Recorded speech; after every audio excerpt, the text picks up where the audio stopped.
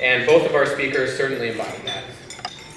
And they will share their thoughts and experiences with us this evening. And so I'd like to begin by introducing our first speaker, Professor John Tropman from the School of Social Work at the University of Michigan, Ann Arbor, Blue.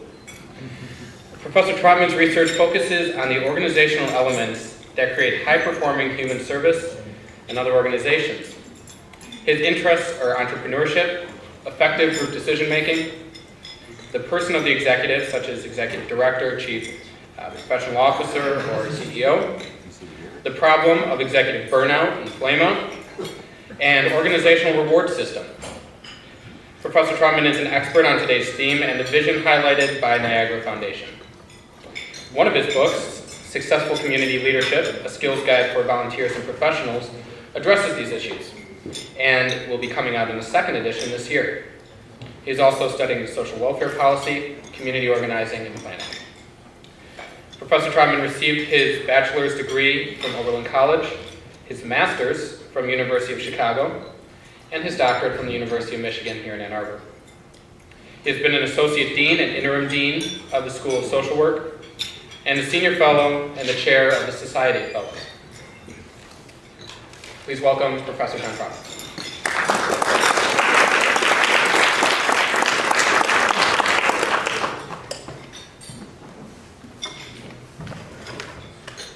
Thank you very much and good evening. It's a pleasure to be here and an honor to be asked to speak. I want to begin by saying that I think we have, certainly in the U.S. and maybe globally, a leadership crisis. Let me share just two examples, and I think the second speaker is going to add to some of these examples. One of the biggest financial services firms in the country is being sued by its employees because it loaded its employee retirement plan with its own non-performing stocks. So that's leadership without responsibility. Communities across the country, this is the second example, are stopping their programs in fluoridation in order to save money. Probably not the way that we would want it to go. So leadership seems to become identified with getting my way and more for me sooner. And I think that there's a certain degree of resistance to that the Wall Street protesters are trying to bring home. And people keep asking, what do you guys want? I think their answer is, you have less. But that isn't, of course, a good answer from the Wall Street perspective. While it's true that American values celebrate achievement, we also celebrate equality as well.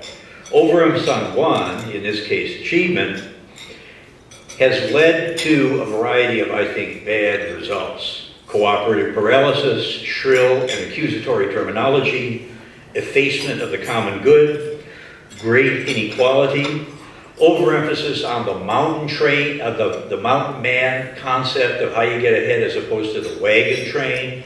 And if you look at American history, we were founded in a sense by both mountain men and wagon trains. So one is more individualistic, one more cooperative. I'd like to offer a broader view of leadership, and I want to talk about sort of four kinds of leadership briefly this evening. Everyday leadership, contributory leadership, servant leadership, and maestro leadership. But let me begin just to get into the leadership topic by talking a little bit about what leaders do and how they do it. So what leaders do is initiating and sustaining change without crisis.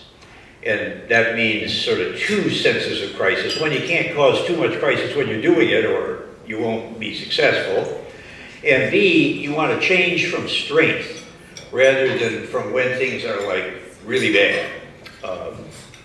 So leaders question, they try new things, they engender mild chaos, they stimulate dissatisfaction, they promote innovation and invention, and the difference there is that innovation is improving the things you already do, invention is doing things that you haven't yet done.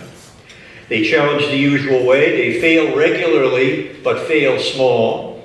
And as we say in fishing, if you're not losing lures, you're not fishing where the fish are. So some of the things you're going to do won't go well. And they help organizations to be nimble, change, and adapt. How do leaders do it? One thing they do is they provide excitement and purposing. They help make meaning in their organizations. They provide strategic direction. They engage in plain speaking and truth-telling. This is what Jim Collins calls facing the brutal facts, okay? We're losing market share. Let's deal with it.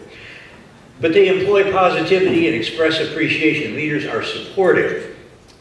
They use the strengths perspective, figuring out what people can do well and helping them do it. They sometimes use humor to soften some of the changes that are needed. And the sort of concept that Max Dupree had a book on this called Leadership Jazz. And he was trying to compare sort of the leader's idea with a jazz orchestra. So in a jazz orchestra, you know, the trumpet comes up and plays a little bit, and then sort of goes back, maybe actually leave the stage and go eat. And then the trombonist comes out and plays, and then the drummer. And so everybody's sort of having a piece of that pie. And it's not just sort of one person. Now let's take a look at the leadership staircase. And the first kind of leadership I want to talk about, and this is something that was popularized in a book called Everyday Leadership, and I'm using that same term, by our former first gentleman, Dan Mulhern. It's a pretty good book, and I recommend it. And it's leadership at work, home, and community. So what Dan was saying is that there's a lot of small opportunities every single day to do a little bit of leadership. Speaking up, making a connection, helping people get done what they want to do. And I have here a quote from William James, who said, "I am done with great things and big plans, great institutions and big successes. I'm for those tiny, invisible, loving human forces that work from individual to individual, creeping through the crannies of the world like so many rootlets." The second kind of leadership is contributory leadership.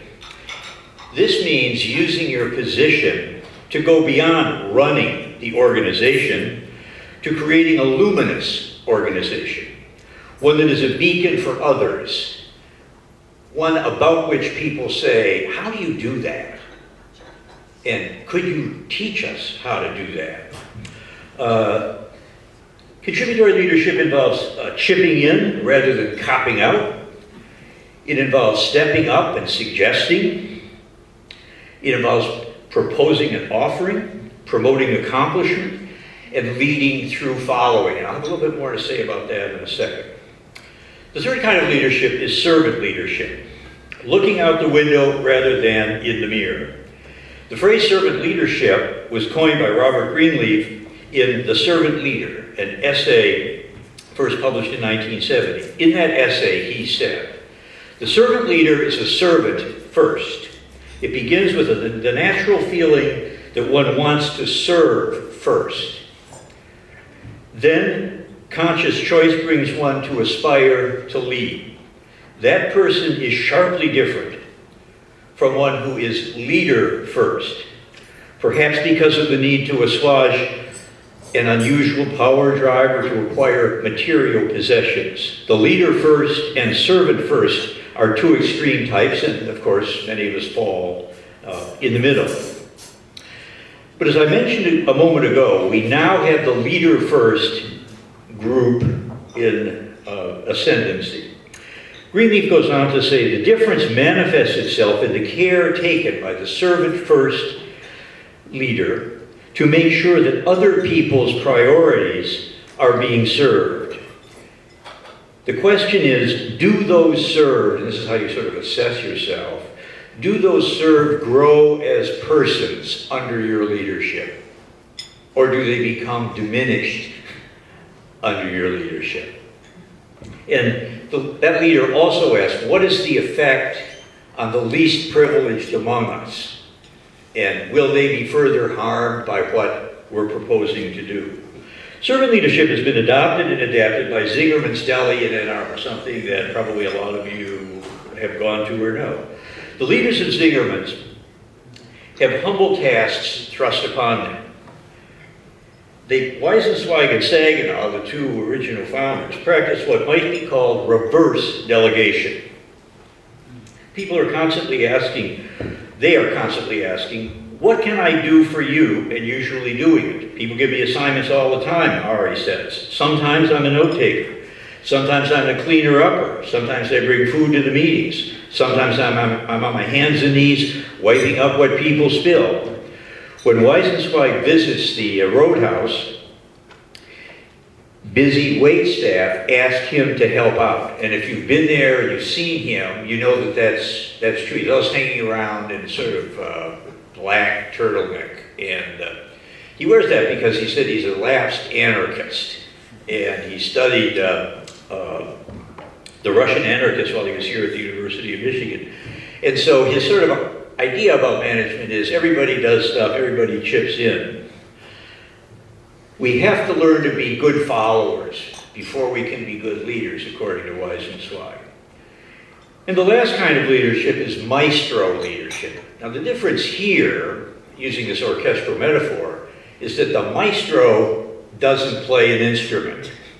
Okay, so that's sort of a step up, or there's a scale up there. So no longer are you a virtuoso. I mean, you may still be one in other venues. Your job now is to make the whole thing sound good.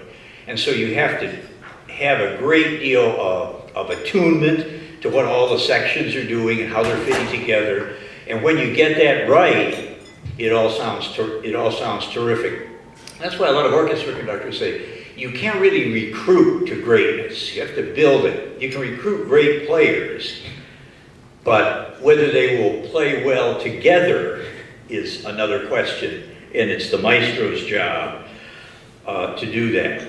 Now you might be asking, well, how would I know if I'm doing any of this stuff? Well, you can track your leadership, and I'll make a couple suggestions.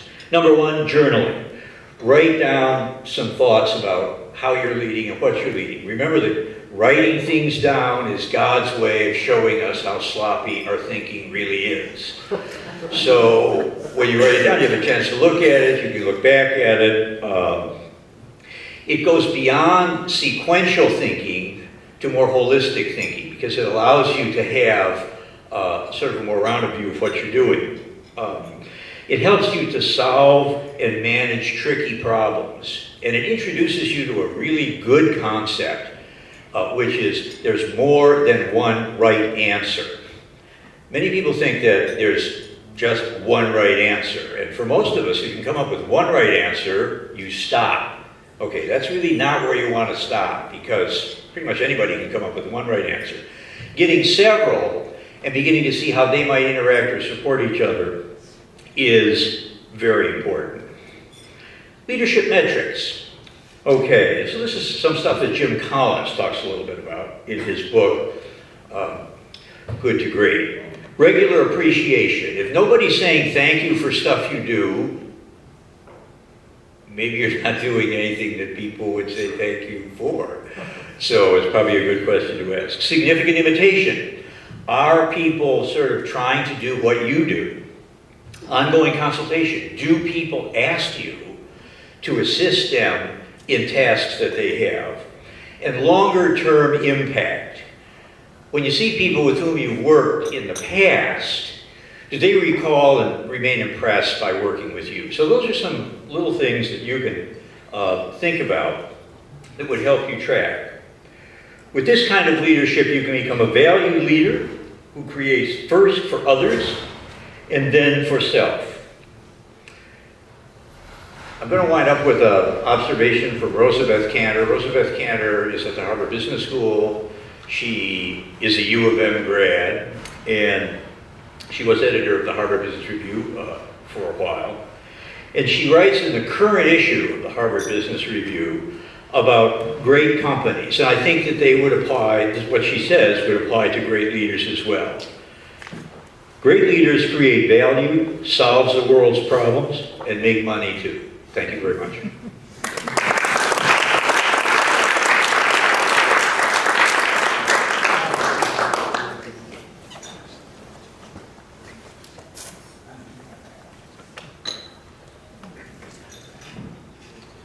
Thank you very much, Professor. That was great. I appreciate that. I'm very pleased to announce our next speaker. David Mielke was one of the folks I was fortunate to travel with in Turkey, and we got to know each other well.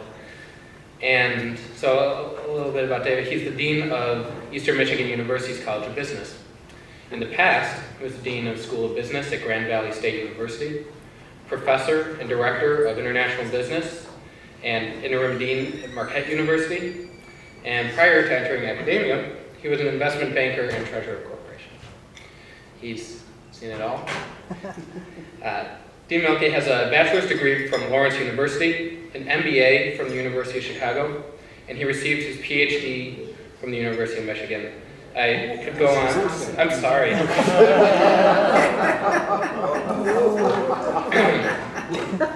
Your football team's better if that's any consolation. University of Wisconsin-Madison. Oh. Anyway, it really was a pleasure traveling with you, and everyone here is really in for a treat. So with that, I would like to introduce Dean Mielke.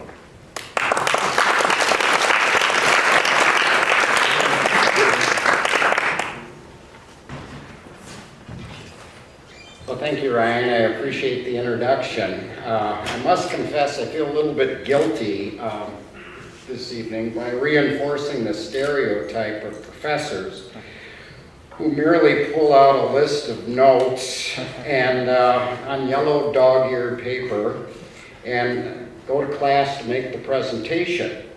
I can guarantee you this is brand new paper and it's not dog-eared, so it's not something that I pulled out of the file to be able to present tonight.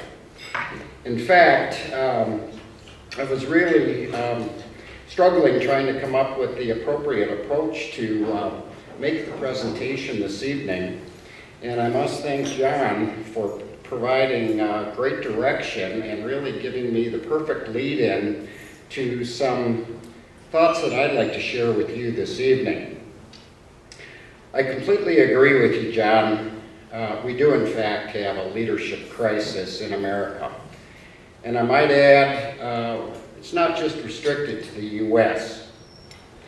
On today's Wall Street Journal front page, there were 4 stories. The SEC examining a possible new insider trading case. Daimler dismissing a top executive for using company money for personal use. Citigroup paying a fine for allegedly misleading investors when selling mortgage-backed securities. And the Fed saying that 12 regional banks needed to better manage potential and actual conflicts of interest. In all cases, we could point to a lack of leadership. But is the fundamental issue in all these cases really a lack of personal responsibility? Where are the basic ethics and values that are the foundation for leadership, for personal responsibility, for social responsibility, and for corporate social responsibility? It's my basic premise that it's individual responsibility that is the basis for social responsibility, and that social responsibility leads to corporate social responsibility. And I might add that personal responsibility is the basic building block of all leaders. A sense of responsibility, a strong focus on ethics and values. As is the usual approach, I tried to find a good definition to describe individual responsibility. You know, it's one of those terms that you know it when you see it, but it's pretty hard to put in words. So I went to online and I found some great descriptions that are specifically designed for kids. So I thought, bounce back a little bit here. Responsibility is being accountable for your behavior. Responsibility is being dependable when you have things to do. You complete your chores at home without being constantly reminded. Now, where was that one when my son was a little bit younger? You take good care of your personal possessions. You eat healthy food. Students here, take mind of this one. Get plenty of exercise and take good care of yourself. You keep a promise. You put part of your allowance into a savings account instead of spending it all. We have some issues in the world today based on not just spending it all, but plus. Understand and accept consequences for your actions and try to correct their mistakes. Complete assignments and tasks. Help others in need. Follow through without giving up. Understand the effect they have on others. Do the right thing and apologize if you're wrong. I think we can track many of these to John's definitions of leaders. Are we going down a path that is leading to less individual responsibility? Are we developing an expanded entitlement mentality in society? Can we develop leaders with over 45% of Americans in some form or another are getting government assistance? Can we continue to move forward if 47% of Americans do not have any skin in the game? That is, they pay no federal income taxes. Can we settle any disagreements when the argument is based on differing definitions of fairness? What is the effect of a continual stream of escalating rhetoric? What is the effect on individual responsibility and therefore leadership? Individual responsibility leads us to social responsibility. Individual responsibility leads us to social responsibility. That could be defined as an individual or organization having an obligation to act to benefit society as a whole. It's a commitment everyone should have towards society, contributing towards social, cultural, and environmental causes. We are indeed fortunate to live in a community where social responsibility is, I think, alive and well. The contributions of so many people, of their time, talent, and treasure in our community is outstanding. Many of those involved in social responsibility causes are business people, many business leaders. The natural progression is to move from their individual responsibility to social responsibility, and then to integrate the concepts into their business. There are a variety of definitions of corporate social responsibility, but they can be boiled down to a form of self-regulation, corporate self-regulation, with a goal to embrace the responsibility for the company's actions and encourage a positive impact through its activities on the government, consumers, employees, communities, the environment, stakeholders, and other members of the public sphere.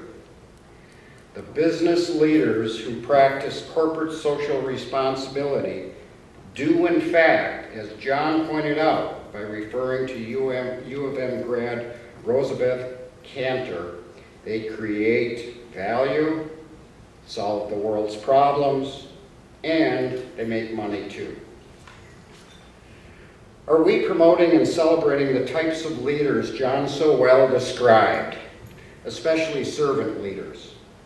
I submit to you that we are tonight. We are here tonight enjoying a great example of the type of leaders that John has pointed out who are involved with the Niagara Foundation.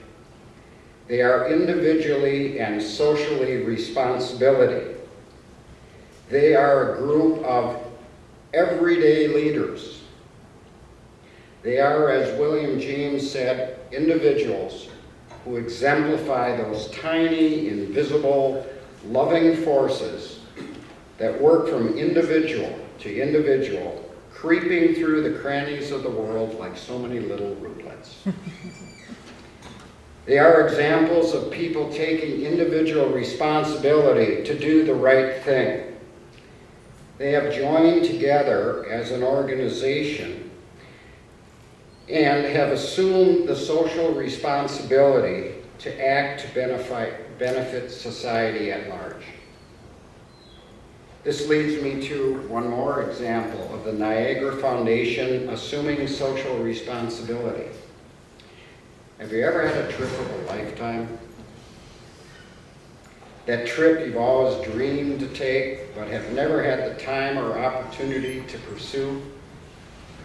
My wife and I did, Ryan and Jeff did, last summer as guests of the Niagara Foundation on a trip to Turkey. You will visit the historical sites in Istanbul, the Roman cistern, the Hippodrome, the Blue Mosque, and of course, shopping at the bazaar. But you have to make sure that you almost need a GPS to find your way out once you get in. You'll also see the unreal Roman ruins near Izmir at Ephesus. You'll see the underground city, the Valley of the Fairy Chimneys. You will better understand the Muslim religion by seeing the central role it plays in the fabric of the country. But you'll also visit the Jewish Museum of Turkey, the House of Mary. Did you know that there's a book of Mary in the Quran, but obviously it's not in the Bible? Did you ever stay overnight in a cave that has a jacuzzi and a color TV? We did. Or sit on the patio for breakfast and see a dozen hot air balloons float by, including the Remax hot air balloon. You haven't seen it yet, it was there. Or did you ever make your own pottery with a foot-driven wheel? Or put on a chef hat in the TV kitchen for a reality TV show? But most of all, have you ever had the opportunity to have dinner at private homes with Turkish families? It is then that you truly learn about Turkey. Lauren and I, Jeff and Ryan, had these opportunities last summer. Thank you to Niagara Foundation for the dinner tonight, and thank you to Ibrahim in particular for the great guiding and the great trip. It was, in fact, a trip of a lifetime. Thank you very much.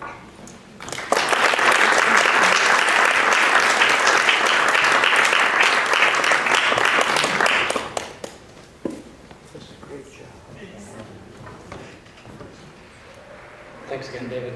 It really was the trip of a lifetime, and did on everything you said there. Keeps my remarks shorter. So we will now have the opportunity to experience live classical Turkish music. And today's performers are Yavuzhan, Suleiman, and Alex. Yavuzhan is a graduate student of public policy at the University of Michigan, Ann Arbor. And I did get that one correct. And he will be playing the tambour. He has been playing the tambour for more